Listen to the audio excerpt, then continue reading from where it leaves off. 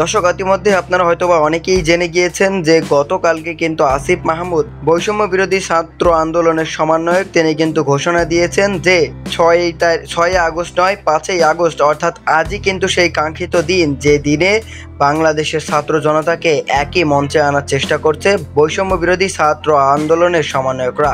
এবং তারা কিন্তু সেখানে স্পষ্টভাবে বলে দিয়েছেন যে প্রতিটা পরিবার থেকে অন্তত একজন করে হলেও ঢাকার শাহবাগে আসুন এবং এসে এই সরকারকে পদত্যাগ করার জন্য যে দাবি তারা তুলেছে, এক দফা দাবি, সেই দাবি পূরণ করতে পারে।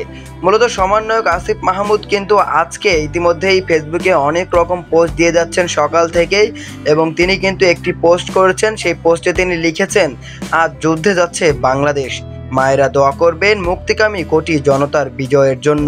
মূলত আসিফ মাহমুদের এরকম পোস্ট কিন্তু মিনিটে মিনিটে অর্থাৎ 5 মিনিট 10 মিনিট পরপরই নতুন নতুন কোনো না কোনো পোস্ট আসছেন, এবং তিনি ছাত্র জনতাকে কিন্তু এক করার চেষ্টা করছেন।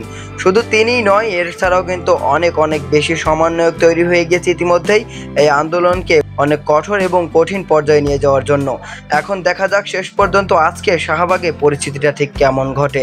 এখন পর্যন্ত ঢাকা চট্টগ্রামের পরিস্থিতি খুবই ঠান্ডা, তবে 11টার পরেই বোঝা যাবে যে আসলে বাংলাদেশের পরিস্থিতি কোন দিকে যাচ্ছে।